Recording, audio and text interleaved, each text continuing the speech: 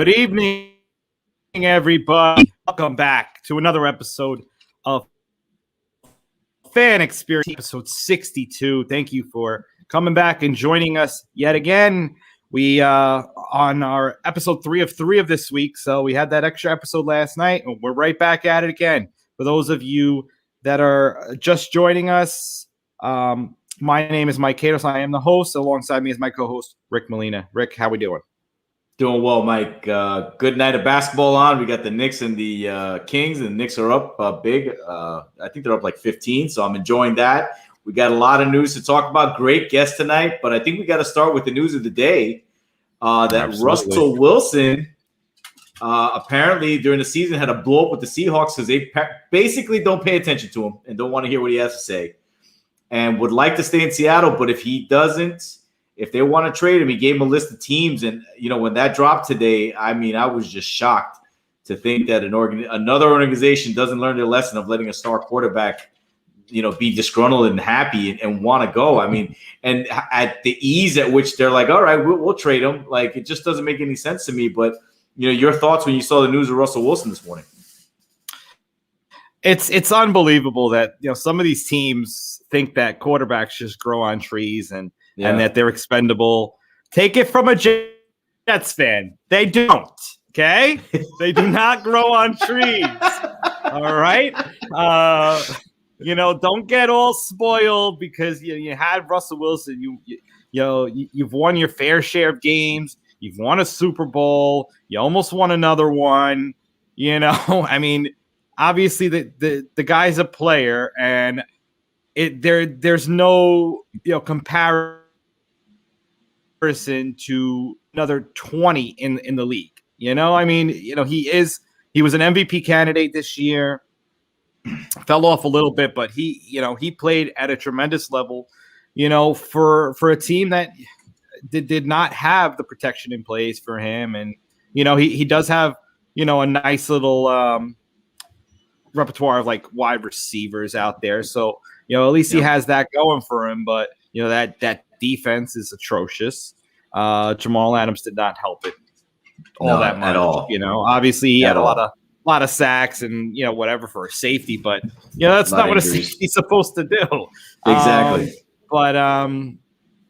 And they lost to a guy with 4 fingers who ended up getting traded. that was a tough loss.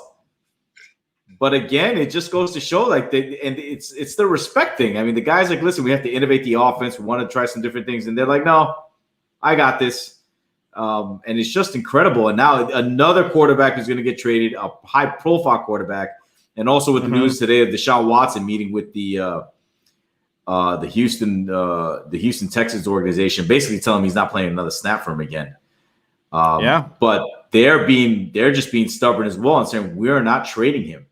And the longer he stays with them, the lower his value gets, because the draft is coming up and teams are getting close to the draft. So you have that story, that thing brewing over there in Houston. But it amazes me that, like you said, man, we've been Jets fans, God knows how long. We haven't had a quarterback since Namath.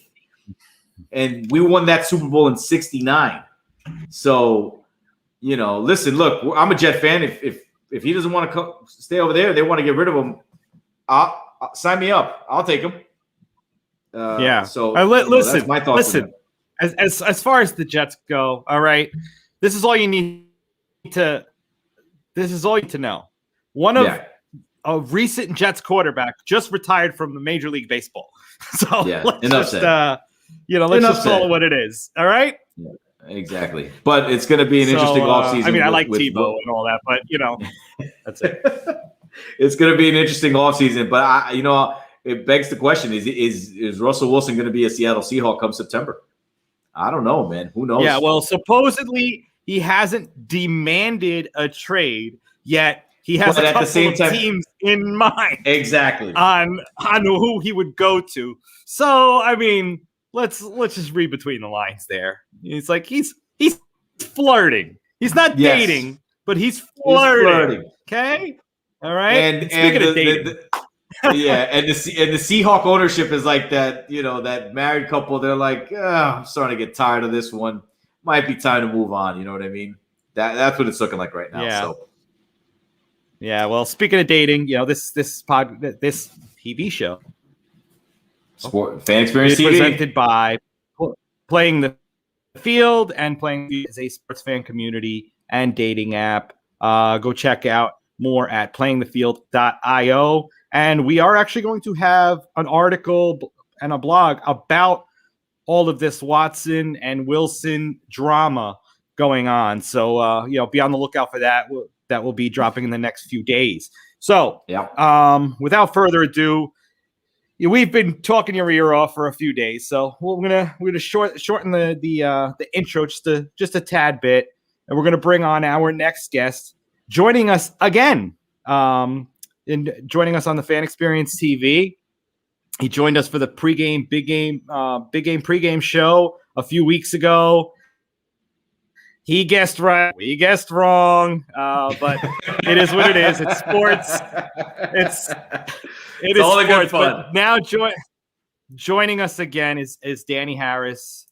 Danny, how we doing? Doing pretty good. I wasn't going to bring it up, but if you guys want to, I'm happy to rehash the past. But that just let it be known that's on you. No. Hey, we'll call it how it is. We were wrong, you were right. But it is what it is. Like, it was we still stand by our decision on picking the Chiefs. I mean, but let's be real. Did you think that Patrick Mahomes and the Chiefs wouldn't score one touchdown? No. Out of 10 games, they might win 7 of them. Yeah. But yeah, I mean, I wasn't close on the score, but that was a shock. The way that they were shut down offensively was a shock.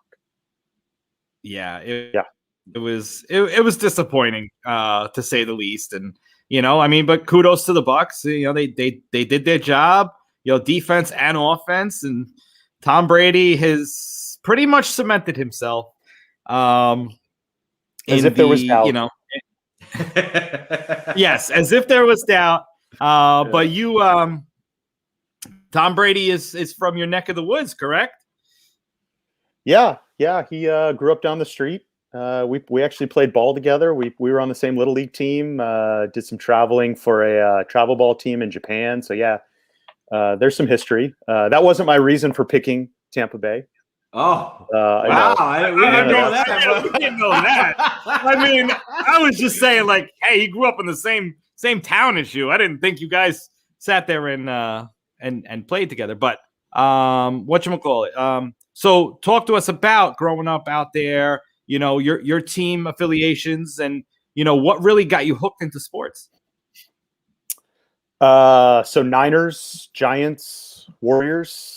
From the beginning, from the get-go, were the teams that I sort of got behind. My parents were, I would say, more Giants, more baseball fans, and certainly growing up in the 80s with the Niners was easy to be a fan, and absolutely fun as a kid to be a Niners fan. I mean, the team of the decade makes it really fun to really hitch your wagon behind. So that was awesome. We weren't big basketball fans, but that sort of came over time growing up. But yeah, it was baseball. It was probably 10, 12 games at Candlestick growing up every year, and watching as many games as we could. So we were definitely a baseball family, and I definitely would consider myself first sport being baseball. Okay, awesome. And do you have any kind of like fan experience moment, that you witnessed at one of these games that that's just like iconic and etched into your memory? So one of the early memories of baseball that I remember was one summer in July, going to Mother's Cookies trading card day.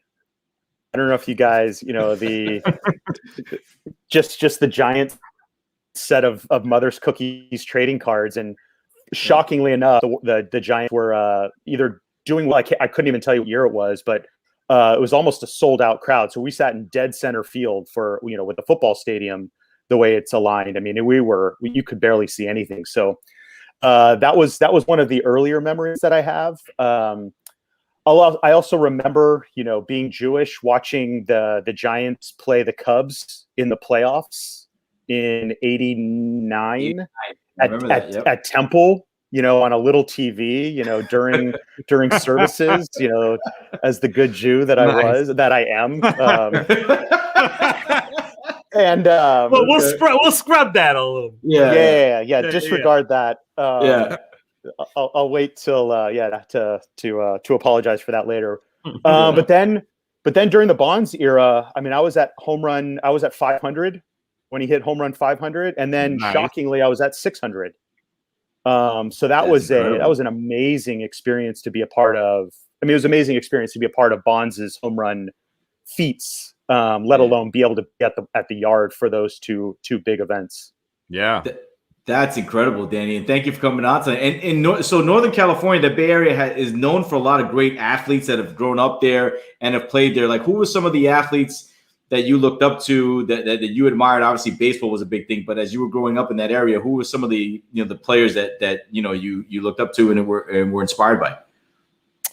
So Montana, from a football perspective, Roger Craig was another. Oh yeah, the great Roger Craig. Yeah. High Ronnie Lott. Yeah. So from a football perspective, I would say Roger Craig, Joe Montana, and then baseball. My number one is Will Clark.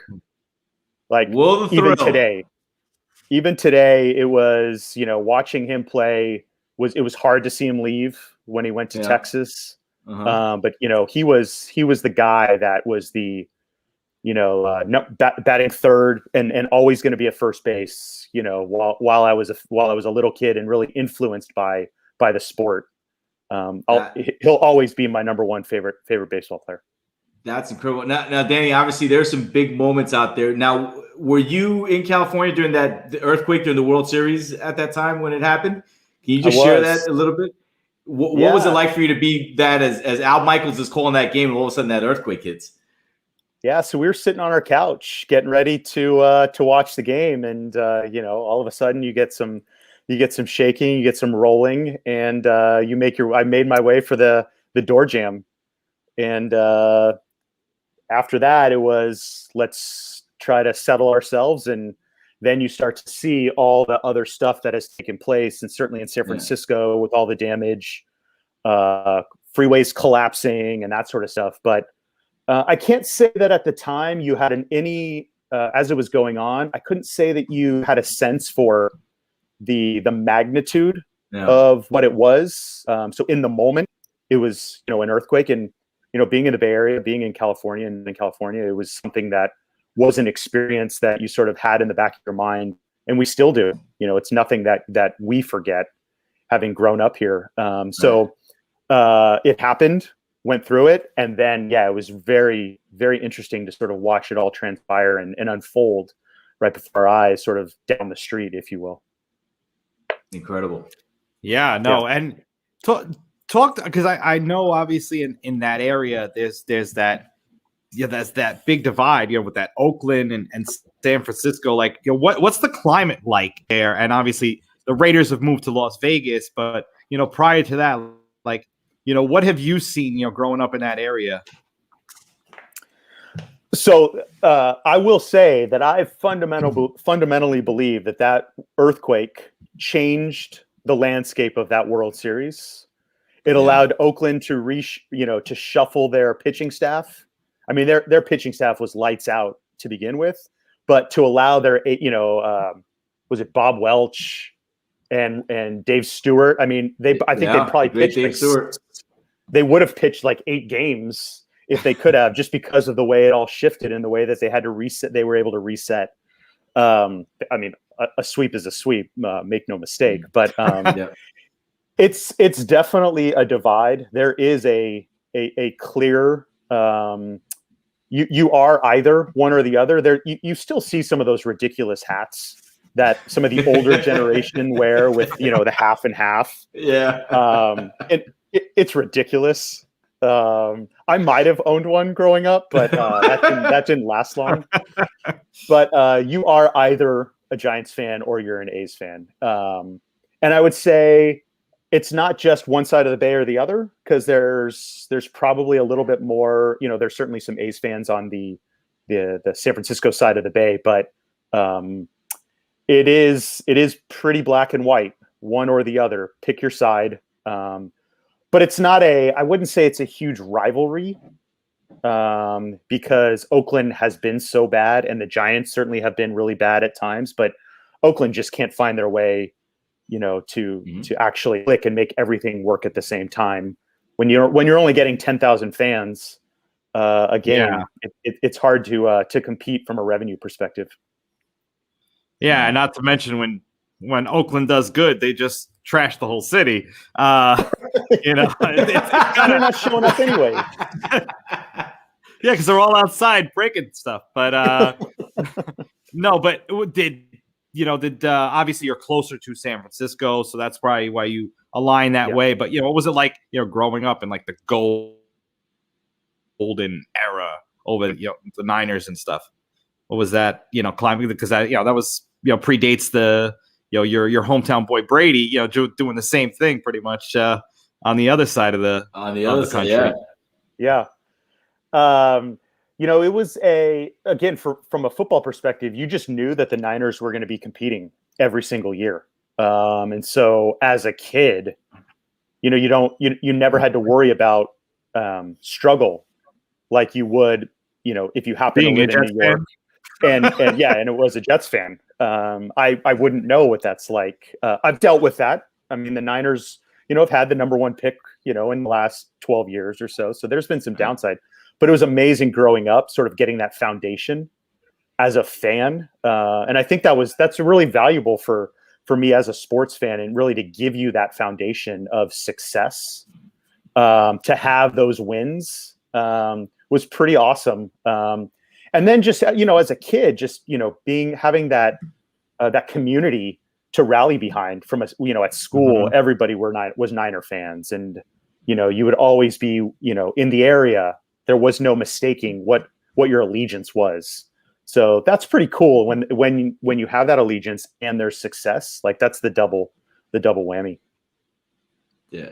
No, that's great. So, Danny, you're a big sports guy. So, tell us how you got started in the sports business, and how did you become the founder? Let me retract. What led you to found your company, GameDay? I mean, where did that all start? So, if I could have been, I'd be the pitcher for the Giants. Like that would have been my dream growing up. 5'10" and right-handed, and probably only throw 86. So that career never really took off. So you try to figure out, how can I remain in sports? How can I stay associated with it? In college, I went through the process, and I was part of the sports department in college, working in the sports information department. And then so the goal would have been, hey, could I be the GM of the Giants? Could I go front office? And then you realize that's a grind. You have to. Well, although you could be 27 years old and you just have to be a math whiz, which maybe we could get into later. Yeah, we'll talk about that. But so I shifted. Being in the Bay Area, I went the startup route, and I sort of got my experience in startups with a few of them. Most recently with a startup that really focused on trying to create value for e-commerce retailers and brands around the world. That gave me a lot of foundation on e-commerce, how brands and retailers think about merchandising, and how, from a data perspective, what does that look like on the back end? So fast forward to sitting on the couch watching a Warriors basketball game, and they were celebrating Chinese Heritage Night probably 3.5 years ago against the San Antonio Spurs. Chinese Heritage Night, it's always an event for the Warriors, and they were wearing a red warm-up instead of their traditional either white, blue, or gold. So it certainly caught my attention, caught my eye. And it was that moment of visually seeing something that I hadn't seen before that I then wanted to flip it quickly. And if I could go find that in a simple fashion, if I could quickly navigate to that product online, I would have bought it. And it was that moment where I realized that for sports fans, we don't have experience-based opportunities to understand what we're seeing, understand what is being represented on the court, the pitch, the courts, whatever that is. And those are big moments for us as sports fans. We're seeing it, and we're seeing it in use. And it's being used by athletes at the top of the sports world. So there's some validation there as well.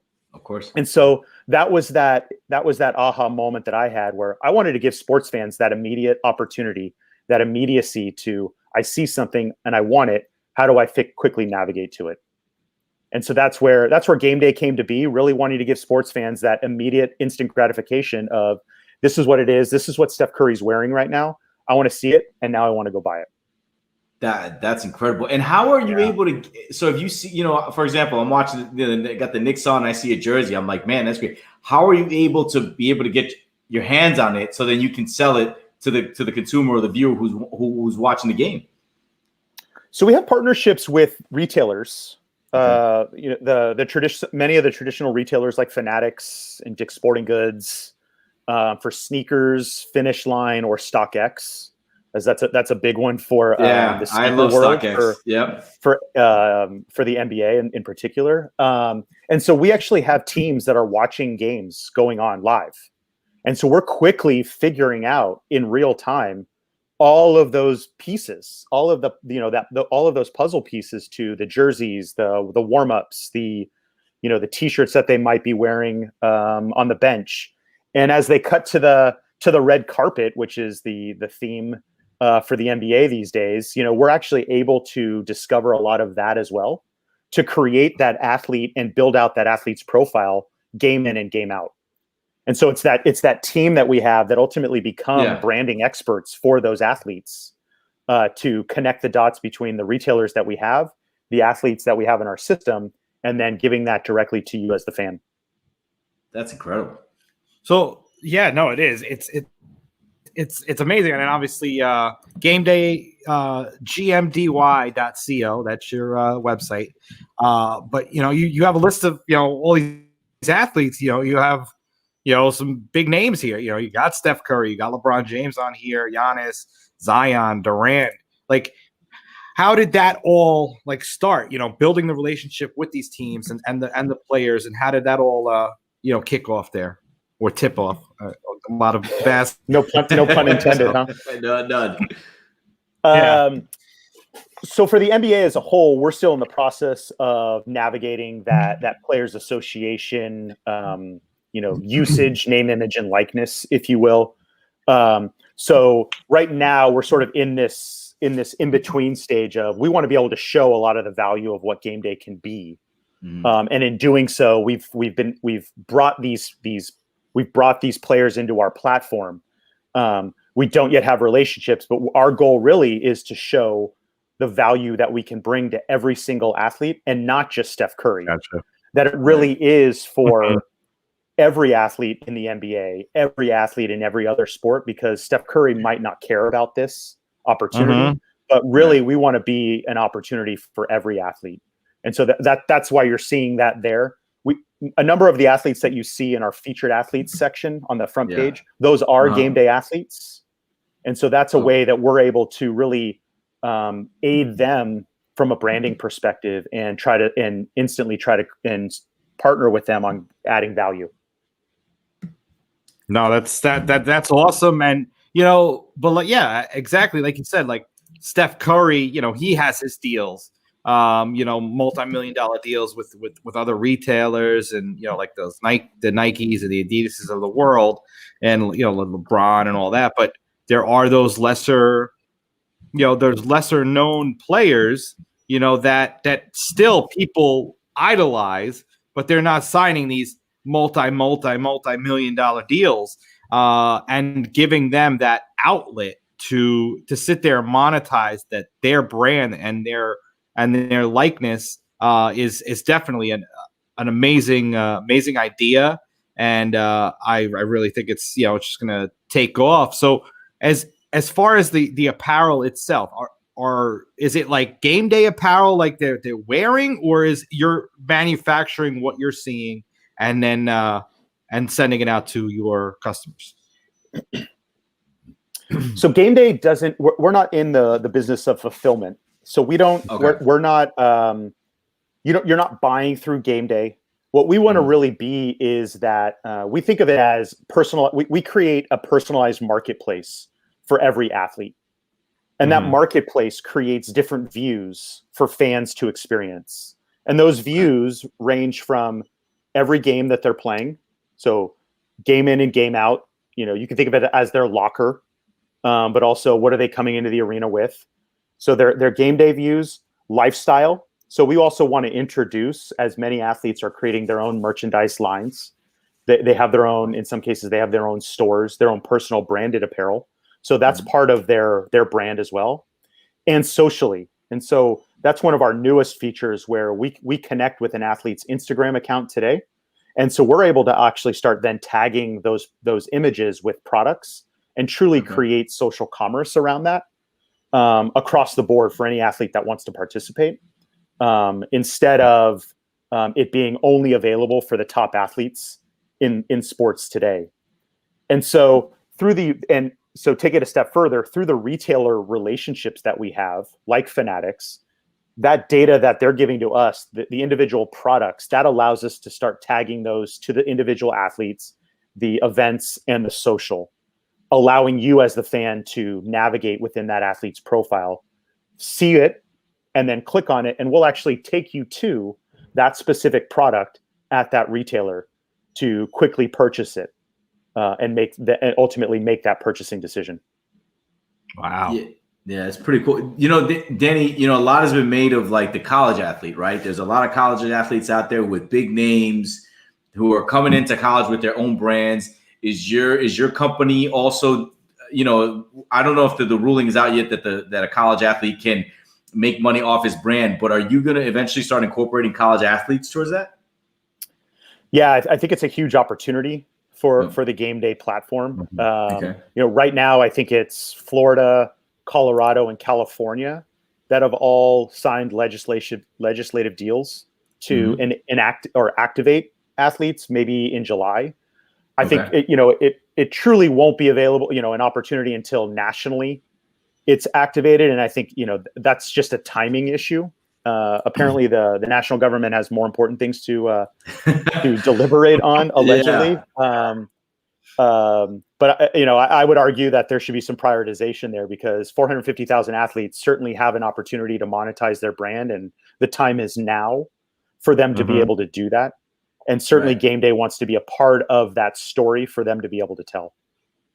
Yeah, and what's the data telling you about how the consumers is consuming? What's out there that they're buying that's popular, that they're trying to get their hands on? Like what are you seeing out there? So real quick before we get there, just to give a little bit more context from what the athlete sort of gains from the platform. Right. Not only do they get this personalized marketplace where they can bring together a complete picture of their brand, and as that evolves, that's going to grow with them. But we also share in that revenue that is generated as a result of their influence from a transactions perspective. So we ultimately want to put money in their pocket. And I think for those college athletes, pizza money is enough for many of them to find some value.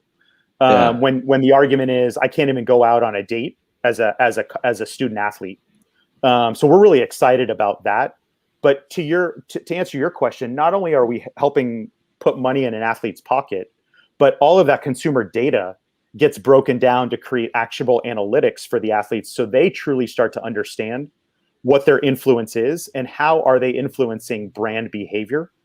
Okay. And so we ultimately believe that this will fundamentally change the way every athlete can negotiate an endorsement deal, because now they have the data that they've never had access to before, because there's never been a way to attribute a sale to an athlete before, unless it had the name on their back, unless it was a jersey, which you see those rankings all the time. But what about the pair of sneakers, the Kobe sneakers that whoever is wearing? The sneakers don't have his name on them, so there's no way for him to even understand that I influence that transaction. I influence that consumer behavior. So that's going to fundamentally empower athletes to level the playing field when it comes to branding and maximizing of their value. That's incredible. That's the data that we're really excited about and empowering athletes, and the agents are super excited about that story that they'll be able to help tell as it relates to supporting their clients' needs. Yeah, it gives them more leverage. Absolutely. Yeah. Good, Mike. Yeah. Love the little level the playing field and playing the field. I heard it in his voice there. Hey, you can get some of your if you can get some of those athletes to to rock a little playing the field patch on a basketball jersey, I wouldn't be opposed to it. Just throwing that out there. But you mentioned a lot about data and analyzing this data and all these new datas and new analytics. And I know Rick loves the word analytics. Love analytics. And obviously, the sabermetrics and everything like that all started. It really went, took center stage right there in your neck of the woods with the Oakland Athletics. And being somebody that has played and has played sports and has followed them on like a amateur, professional, semi-professional level, what have you seen as far as just data all around sports, whether it's on the sports side or even the sports business side? It's something that everybody talks about, and I think there's an interesting dynamic when it comes to data. With do you collect data for the sake of collecting data? Like it's only as good as being able to analyze the data and being able to translate it into decisions. So does it matter that you always take the first pitch, or 97% of the time the leadoff hitter takes the first pitch? If you don't realize that it's only against left-handers and you happen to be right-handed, it can stray you in a wrong direction if you're not careful, if you're only reliant on it. So there is a balance. I believe there's a hybrid in the data, and then you have to have somebody that can translate it or that can interpret the data at the same time, because a spreadsheet is only as good as the person who's reading it. And so that's where I think it's incredibly important to have those two pieces, and not just purely say we're going to collect this data and then we're going to toss it over the fence and let you analyze and let you figure out what to do with it. Like, that just seems worthless to me. So figure out what that balance is, have the expertise. And I think, Rick, I think this may be where you're coming from, is you have to have some of that expertise and that knowledge ahead of time to even know, what do we do with this data when we want to make a decision? Like we have to be able to be smart enough to just to balance that out. And I think that's the important part of it. Yeah. Well, Rick's data is, he's a Yankee fan, so he just knows that they win more than they lose. It's easy. You probably like the Lakers too, right? No, I'm a Knicks fan. I'm a guy, and the data on the Knicks is not big. I heard Knicks fan. And obviously, he looked at the your Warriors playing his Knicks the other day, and Steph Curry just dropping buckets like it's nothing, and that's why he gets multi-million-dollar deals for endorsing apparel. Yeah, that's right. That's right. You know that, Rick, you still haven't watched Moneyball, right? No, I still haven't watched Moneyball. Rick hasn't watched Moneyball, so so let's we got Tanner backstage shaking his head. He's like, oh no. So Tanner, one of our great interns, shout out to him. He's watching the show and keeping an eye on everything. And so, quick question: what's your favorite sports movie, Danny? Favorite sports movie? It's gotta be Sandlot. Okay. Okay. That's coming from a Giants fan. Wow. Okay. Yeah. That's Right. Yeah. What, because they have Dodgers stuff in it? No. Mhm. Nah. No, yeah, just the kids' purity around playing sports, just for the love of the game. I mean, that's where it's at. No way would that ever happen in today's age with kids just being able to run amok, in the community. I mean, those days are over. But there's some purity there that I really appreciate. Yeah.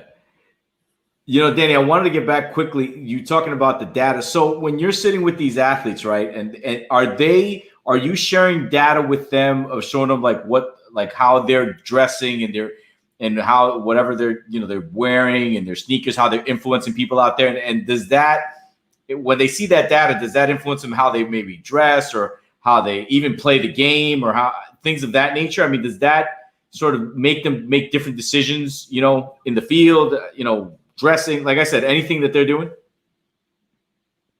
It hasn't gotten to that extent. I think there could be something there. Imagine a scenario where Steph Curry is wearing, the blue Curry 8s, 5 times, in the first half of the season, and somehow we're able to determine that he scores, 35 points and has 18 assists. Who knows? Like, would that influence his interest in wanting to wear that colorway more? Maybe. Yeah. Would that influence a bettor in wanting to drop a different bet if he knew what sneakers colorway, a specific athlete was wearing and the success that they had there? Yeah. I think that there's some interesting ways that we could highlight some of those that apparel related analytics. But we haven't gone that far. Where the data has influenced, or where we've understood the data influencing behavior, is that athlete that tells his agent or her agent, I should be getting paid from this brand instead of just getting $1,000 to spend in the season. And the agent has no way to quantify and go back to that brand to give them any reason why, instead of just getting $1,000 to spend in a season on product, that the brand should actually be paying them and giving them products. Those are the interesting ways that we really believe that the data will be leveraged in such a way that will help an athlete grow their brand and maximize their value. Yeah. Now, have you had a chance to meet any of these athletes, work with them? Like, do you sit with any of them, or because I want to know which is your favorite one you've had a chance to work with? So we mostly work with the agents. Okay. The agents certainly are the ones that recognize the business needs of their clients and introducing more digital strategies for them, and figuring out what other opportunities are out there. And so that's really our target is connecting with the agents. The agents obviously have management over multiple athletes. So certainly from a business development perspective, it makes sense for us to do that instead of one conversation at a time with each athlete. So we really think that the agents are the agents, or the marketing managers are certainly the right targeted audience for us. Got it. Yeah, no, it definitely makes sense. And I'm going to go out on a limb and say that whatever shoes Steph Curry wears does not affect his shot whatsoever. He's still going to put up crazy numbers no matter what shoes he's wearing. But I'm sure, Rick's head was spinning when you're talking about apparel-based betting analytics. Yeah. And if we get that, intertwined with everything else we got in the sports betting landscape, that would just be insane. But you're not entirely wrong. Like, that could play a factor in, because obviously these NFL players, they like to wear their custom cleats, when they can. And, I've never actually looked into, the analytics of, how they played. Well, what were the Chiefs wearing on Super Bowl Sunday? Because whatever they were wearing didn't work. Burn it. No, torch it. No, it was actually the same uniforms they wore to beat Danny's team just last year. Now, was obviously you had the Tom Brady, hometown, you were rooting for him hometown style. And were you rooting for him a lot when he was with the Patriots too? You were a big Patriots fan because of Brady, or really just on the Bucs Super side? Bowl, just a Super Bowl Tom Brady fan. Yeah, well, so yeah. So 10 games. So pretty much every games. year. So pretty much every year you rooted for Tom Brady. Okay. Noted. And obviously Tom Brady's made it to the Super Bowl more times than Steph Curry's hit a three. Well, the percentage wise. That was the stat going out there. So that's pretty insane. But obviously, so it was a little extra that Tom Brady was playing the team that beat your Niners the year before, right? So you had a little bit more riding on that emotionally. Yeah. I'd probably also say, if everything is equal, I would go NFC. Now, obviously, didn't go NFC when I was rooting for Brady and the other 9 Super Bowls that he was in.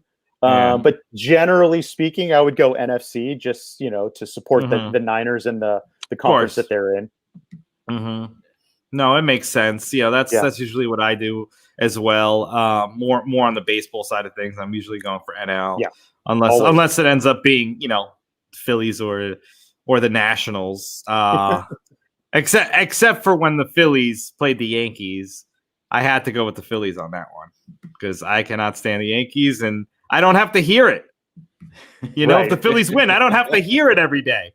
But if the Yankees win, then you have to hear that constant. I know we touched upon it right before we went live, and we were talking about Russell Wilson and him demanding a trade, and then rumors that he never demanded a trade, but he's still flirting with other teams, or at least the idea of them. If the Niners come calling for either Watson or Wilson, which one would you like to have? Wilson. I'll take my chances with two or three good seasons. The Niners are right there. Mm-hmm. They're in prime striking. Depending upon how the offseason goes this year, I know that there could be some salary cap casualties. So we'll see how that goes. But a consistent quarterback who can stay healthy would be a nice addition to the Niners offense. Yeah, no, I think either one is good, but you're right. They're a lot closer than a lot of other teams are, and Wilson could definitely pay his fee in spades over there. Yeah. And if he wants to be creative, I think Shanahan's all about showing a quarterback some creativity. So there's no issues there. Yeah, it'd be exciting to see what him and Kittle could do. Yeah, and I mean just the Niners' run game with Wilson. Oh, forget it. That would be a fun offense to watch. Yeah. Yeah. Absolutely. So Danny, where is Game Day going? Like, where do we see it in the next decade? Is it a company that can go public one day? Is it a company that is gonna, how far do you think you're gonna go? I want Game Day to be the starting point for fans to discover makes every athletes who they are. I think we have a big opportunity to really be that starting point for fans and athletes to engage in a new way. And really, I think that with the way that we have our platform structured, with the way that we structure our data, we're looking to be partners with any sports platform, any sports streaming service to really empower this new experience wherever sports fans are consuming content. So we want to empower this new discovery and consumer opportunity where sports are being consumed. But ultimately, we want to be that starting point for fans to discover ultimately what makes their favorite athletes who they are. And we really think that we have a good opportunity simply because this doesn't exist, and there is that need and that interest for sports fans to just get closer with who they care about. Yeah, I know. I mean, I mean, I'm been looking on the site, and I'm like, man, I can't wait till the Knicks actually get really good to get some of my guys going over there. Well, you got a couple of good ones that that can monetize right now. Yeah. So for our fans who want to visit your site, it's the GMDY .com or .co, and they can go on the site and they can just right away they can register and they can start following their athletes. Pretty much, correct? Yeah, or we have apps on the iOS App Store and the Android, the Google Play Store. Awesome. So you could download the app. You don't have to register for an account, but if you want to start following your favorite athletes, that way we can notify you when those athletes are playing, or if they post a new piece of social content, then just register for an account and start following your favorite athletes. And that's how you can start engaging, and we'll continue to add more features, more information around the athletes. To expose more interesting insights for those athletes, and ultimately, as you care about those athletes, you're ultimately empowering them to change their business as well. Let me just quick follow up. I see a lot of like baseball. I see a couple baseball, basketball. Are you going to also expand to like, let's say, tennis or MMA, boxing? Other sports like that. Yeah, so we're certainly sports agnostic. We're opportunistic as far as, if an athlete wants to come on, we're certainly excited to be their branding platform. We actually have an MMA, an MMA fighter that's joining the platform soon. He'll be fighting next in the middle of March. Max Payne Griffin. Okay. That name sounds it sounds familiar. Yeah. Yeah, he punched a guy's ear off in his last fight. Okay. All right. I'm gonna keep an eye for that. Can you monetize ears? Can you monetize ears? I think he'll have a shirt coming out with something like that on there. So yeah, you can support him in that way. But yeah, golf, tennis. I mean, there's opportunities across the board for every athlete to be a part of the platform and ultimately see how they can continue to maximize their brand for sure. That's incredible. That is absolutely incredible. It's awesome, and it's just amazing what this this social media atmosphere can the doors that it can open up, and we're living in a golden age in everything that's going on. I mean, look, you got a 16-year-old on TikTok with 100 and something million followers, and you even have like people like The Rock with only like 30 million on TikTok. Like it's ridiculous how things play out. Yeah. Have you seen Young Rock yet? We talked about it the other night. No, it's great. You got to watch it. Is it okay? Yeah, you got to. It's awesome. Yeah. It's funny. I watched the first one. I didn't get a chance to watch the second one yet. I don't know if Rick did, but it's a funny show. And it's he's how about wrestling? And I'm sure they have, they probably have like things like close knit over there, but merch wise, athlete wise, it really is it's something that if there's a fan interest, if there's a fan influence, then we want to, we think that we can help and want to be a part, really want to be a tool that can support all of their needs. I think just one interesting point that I think is that not many of us as sports fans realize is when the NBA season was suspended last year, CJ McCollum came on a podcast. I don't remember which one it was, but he was talking about the financial challenges that guys in the NBA have. Now, all of us sort of look at guys in the NBA and we think they're set, and we think of that for most professional athletes. Yeah. And that is far from the case, far from reality. I mean, he was saying that he believed that 33% of the NBA lives paycheck to paycheck. And so when that is, and nobody disputed that. And as a matter of fact, some people actually believe it's worse than that.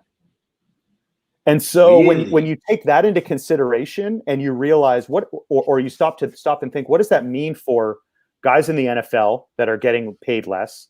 What does that mean for the entire WNBA, the MLS, the Professional Lacrosse League, the G League, there are so many athletes that don't have the financial stability, that are professional, that we as fans have no concept of, that we have no realization that that's the case. And so when you stop and think about that, you realize the importance of what, I stop and realize the importance of what game day can really be for these athletes as it relates to trying to give them some more financial stability. That's incredible. Yeah. I mean, you're basically giving more power to the athlete. I mean, you really are. That's amazing. It's amazing. And it's kind of ironic that the sport that gets paid the most is the one with the least social media presence of them all. It's shocking. It has to change. I think it's going to change, because the realization is it's going to have to shift. Like that's the only way that it's going to work. I understand that they're, it's very traditional. It's very old fashioned. The game itself, and they try to stay true to the rules that they implemented over a century ago. But you got to get with the times at some point or another. And this is the era that we live in. And you do see it a lot more now on TikTok. Like these teams are engaging with these fans, which is nice to see. They sit there and they comment and they they share these just like random fans content and stuff. And like the Detroit Lions are all over the place. You see them on like 5 different you scrolling through like 5 different TikToks, and the Detroit Lions like comment somewhere, especially if you're looking at like sports content. But I guess they got nothing else to do but try to gain some popularity with some TikTok content. But yeah, they're trying to grow their fan. I mean, from an NFL perspective, I mean, we've seen the articles that it's not getting any. The youth are not coming on board, and I think that's the case for all sports. And that you've got to do something different. You've got to change your approach, otherwise you're going to be left behind. No, absolutely. And that's why it was nice to see, even though it was like friendly banter between Trevor Bauer and Noah Syndergaard, and they're very much interested in their personal brands. They sit there and they're going off, and even the new Mets owner, Steve Cohen, had a Twitter, and he was going out there and putting himself on blast. Since he's owned the team, and Trevor Bauer has his own clothing line himself, and Noah Syndergaard just doesn't like to wear clothing, so he can't really monetize. We can't help him there. Yeah, exactly. Yeah. I mean, Danny can't help you, man. I mean, you gotta put only a shirt on there.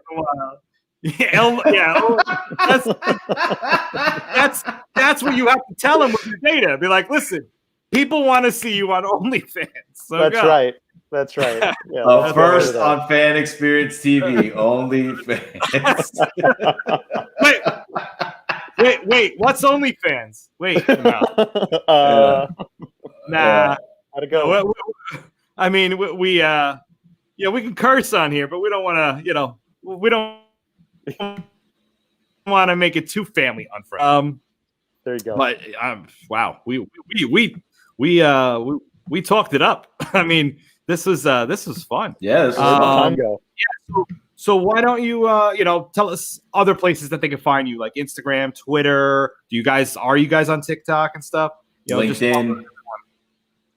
Yeah, so we're not. Our team's still light. So we're not on TikTok. We have an Instagram presence. We have a Twitter presence. We have a small Facebook presence. If you're interested in getting a hold of me, interested in learning more, you can find me on LinkedIn. My profile's there, or follow us on Instagram. Send us a message. We've really found that Clubhouse is an interesting platform to engage and network. Certainly, as more and more athletes are coming on board, it's been an interesting platform to see evolve in such a short amount of time and just be adopted by folks in our field, and connect in a different way that we didn't have before. Yeah, I need to go back to the evil empire and get an iPhone again, because they got this like hold on me right now because like I can't just sit there and wait around for an Android version to come out. I might have to just bite the bullet, maybe even like a last gen iPhone, and just really just one for Wi-Fi, because everywhere I go, I have Wi-Fi anyway. I don't have to go and get a brand new like phone plan and a second phone like I'm like I'm one of those people that need two phones. Yeah. I don't want to talk on the phone to begin with one phone, let alone a second one. I know, right? But Danny, Rick, do you have any? Danny, I'm gonna register to this because I'm really excited about this. I'm like me with analytics. Like we had Aaron, right? Was it Mike? Aaron talked about the social media analytics, the social media aspect of like analytics, and I'm so fascinated by it. I mean, it's because analytics is just incorporated in all our lives now with everything, and I'm fascinated how athletes are going to be able to use this data, have this information to gain more leverage and all that. So I'm going to register. I'm going to follow you, and we hope to have you back on again, man. We'd love to talk some more about this. This is great. Yeah, I think once we have some interesting metrics, some interesting analytics, I think it'll be fun to come on and just give some insights there. There's some fun stories I think can probably come out of the data. Absolutely, man. I look forward to it. Please come back. And what age do you think Tom Brady retires? 45. Before you leave, do you have any quick Brady stories? I know you played some, high school baseball stuff, but any quick Brady stories you want to share with our viewers? So we actually played together Little League. So he and I were on the same team as 10, 11, and 12-year-olds. We went to Japan together. We were roommates in Japan playing baseball. So we were in a host family together. There was a couple summers where we would just go to go to the local baseball field, and we were playing home run derby every single day. And hitting up Taco Bell on the way home and hammering some Nacho Bel Grandes. So, he was not afraid of the Nacho Bel Grande in the past, but those days are over in his world. Yeah, I'm sure he's staying away from those. You want to put in a good word if there's a TV show that would love to have him on, sometime, and. We would appreciate it, but no worries on that. But thank you very much. Thank you, Danny. This was fun, man. This is awesome. Absolute blast. Congratulations again on your, on your pick for the Super Bowl. You beat us, and you called our pick cute. So I forgot about that. Yeah. But he said that we have to stick with our guns, and we did, and we were wrong. So I mean, it is what it is. We lost 9-5. I think it was 9 picks to 5. Yeah, 5 for the Chiefs, and our last one was 42-21 Chiefs. So that one didn't play out very well at all. But thank you very much, and best of luck on everything. And we're gonna download the app and play around with it. And down the line, maybe we can find a way to get that playing the field and game day working together with these athletes, and help them raise their personal brands even more. Hey, they can monetize playing the field. I'll throw money their way. When we get there. So. You got it. Yeah, we got to stick together. Absolutely. I appreciate the opportunity for sure. GameDay.co, guys. Everybody go check it out and follow your favorite athletes and make sure you register. Thank you, Danny. Game day without vowels. GMDY.co. Take care, guys. There you go. All right, take it easy. Have a good one. That's incredible, man. Yeah, we you basically, he's basically going to give all the power to the athlete now to be able to make even more money. I mean, it's incredible. Yeah, well, see, they have the power. They just don't know how to leverage it. And they don't know the impacts that they're having on products that they can say, look, people are buying this stuff because I'm rocking it or because I'm wearing the game. Yep. Pay me my money. Show me the money. Yeah, show me the money. Show me the money. It's incredible. He's working with the agents, so yeah, and that's the thing, man. That's what they're saying. Show me the money. Show me the money. All right. Well, episode you at least watch that movie. Yes, I've seen Jerry Maguire. You Wow. haven't seen Moneyball. Wow. You haven't seen Field of Dreams. I have Don't not say, seen- "Oh yes, I've seen Jerry Maguire." I've seen Jerry Maguire. I haven't seen Field of Dreams. Yeah, or Moneyball, Haven't seen Moneyball. or Happy Gilmore. Have not seen Happy Gilmore. My goodness, Tanner's losing it in the back. Yeah, I know he's losing in the back. You know what, Tanner? Lose it. How about that? All right. Tanner, you free to come on for a sec? Yeah. What's up, man? That's there he is, Tanner Johnson. Everybody, just coming off a nice Super Bowl party. Good times. I think you're muted. You're muted. Rick, I can't believe you haven't seen either of those movies. That just I have not seen them, brother. I have not seen them. They're outstanding movies, especially if you're an analytics guy. I mean, Moneyball is one of those movies. That's what an unbelievable story, if nothing else. No, here's the thing. I have a love-hate relationship with analytics. Okay. I think analytics can be good, but what I think analytics is doing, like, look, for example, what Danny's doing, like showing the data to like make money, I'm good with that. Yeah. But I think where analytics is really starting to really rub me wrong is like game 2, Yankees, Rays, you bring a pitcher in for an inning because the data tells you that whatever, like shit like that, like annoys the fuck out of me. Excuse my language. It just annoys me. Yeah. And I just can't, and I'm not with it. Like there's got to be a human element to things that I think when analytics used the wrong way is taking that out. Yep. And I can totally get on board with that because I 100% agree. And I think that baseball has grown so much into the analytics world that I 100% agree. I think that it's lost the humanistic side of things, which, as an athlete, as somebody who grew up as an athlete, I feel like, I can understand where analytics can be involved, like you said, but at the end of the day, especially in situations like that, in baseball, if you have a pitcher who's really lighting it up and the analytics show that after the third inning, you pull him or something, and you end up doing it, and it ends up costing you the game because the pitcher who comes in, it ends up throwing 2 home runs or something. I mean, it does create a lot of issues, I think, and you're right. I think that it's one of those things that needs to be floated, but at the same time, I think that the human side of the game always needs to be at the forefront. I can definitely. And it's turning off younger fans because look, man, you turn people into raw. Then what's the point of a manager if some schmuck in up there who has a Harvard degree is saying, well, these are the numbers. Yep. We don't need to help. Here, I'm telling you what to do. Yep. That's not right. That's exactly. I 100% agree. Thank you. Now, quickly on the NHL, what's going on with Panarin? Yeah. NHL has been. What's the deal with Panarin? He's off 2 weeks. Putin's up. I mean, what's going on, dude? Like, talk to me. So what a wild story that is. So I guess allegations have come out that there was some type of assault allegation. I've heard things saying that the person who threw these allegations threw them out with no basis behind them. They just did it because Panarin has been outspoken about Putin. Yeah. Which is wild. So that's super interesting. They have no timetable for him coming back, literally none.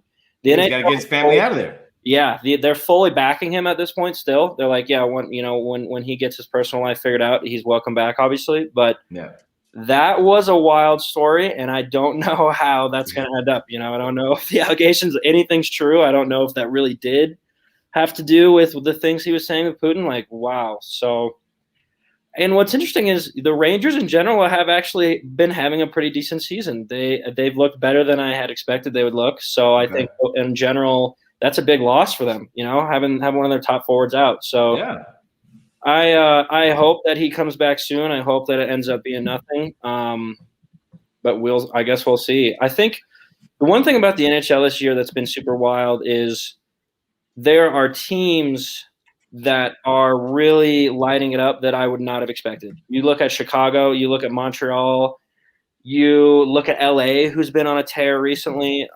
There's been a lot of teams, even Carolina, who I wasn't expecting to be as good as they are, who I think because of the way that the divisions are set up and you're only playing the same teams, I think that it really helps the teams who maybe don't have the firepower but are able to learn kind of the ins and outs of a team that they're playing, and you're able to really take that and use it to your advantage. You know what I mean? And I think that you're saying that. I was watching the LA game the other night. They were playing St. Louis, and just the pressure they were putting on the forecheck was insane. And I think that was what ended up winning the game for them. And so I think that in general, I think here's my long-term pick for the NHL season. I think there's going to be a team who wins a Stanley Cup that nobody would have given them a chance at the beginning of the year. I do. I think that's what's going to happen. And I think it's going to be a wild playoffs. And it's been a wild season so far. And I'm saying that as a Colorado Avalanche fan who still is the favorite to win the whole thing. I don't think they might even miss the playoffs the way that wow. It's a big prediction right there, Tanner. That's going out on a limb, my friend. Yeah, I am. And I'm even going against the team that I love. So it's going to be an interesting year. And if anybody who doesn't maybe follow hockey as much, this is the year to follow because it's pretty wild. It definitely is. It's been fun. Yeah. Well, I think I don't know. I don't know if I would pick the Knicks first or the Rangers first. I think I want to go to a Rangers game this year. Now that they're opening back up. Yeah, I think that would be more fun because hockey. Yeah. Everybody says hockey in person is more fun. Oh, I would say I've been to a professional baseball game, professional football game, and a lot of professional hockey games. And obviously, I'm a little bit biased, but I just think the energy of the arena. You can get in close. I just think that professional hockey games are really a good time, and they do it well. They really do. It's a good time. And you guys should definitely do it. Absolutely. Yeah, we gotta check it out. We definitely have to. Tanner, thanks for jumping on. Yeah, I gotta appreciate it. I gotta be signing off. So we will be back again next week, everybody. Tuesday, 9 p.m. Eastern. And until then, have a great weekend, everybody. Have a good night, everybody. Tanner, peace. Yep. Later, you guys. Take it easy. Yeah.